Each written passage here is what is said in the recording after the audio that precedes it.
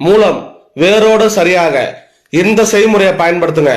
உள் மூலம் இருக்கு, வெளி மூலம் இருக்கு, ஆசன வாயை சுத்தி சத வளர்ச்சியா இருக்கு, பௌத்திர கட்டி இருக்குன்னு சொல்றவங்க இந்த செய்முறையை 10 நாள் மட்டும் பயன்படுத்துங்க. செய்முறையை சொல்றேன், கரெக்டா கவனிங்க. புளியங்கொட்டை ஒரு கைப்பிடி அளவு எடுத்துக்கங்க. வானல்ல போட்டு மிதமான சூட்ல நல்லா வறுத்துருங்க.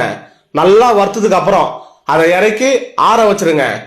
மிக்சி ஜார்ல போட்டு நல்லா மைய அரைச்சு பொடி ஆக்கிடுங்க.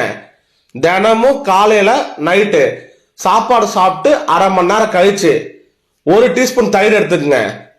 அரை டம்ளர் தண்ணி எடுத்துக்கங்க. 1 கிராம் அளவுக்கு புளியங்கொட்டை பொடி எடுத்துக்கங்க. 3த்தையுமே ஒன்னா கலந்து குடிச்சிருங்க. தொடர்ந்து நீங்க 10 நாள் குடிக்கும் போது உள் மூலம், வெளி மூலம், ரத்த மூலம், பௌத்திர கட்டி 4 வகையான மூலமே படிப்படியா உங்களுக்கு குணமாயிடும்.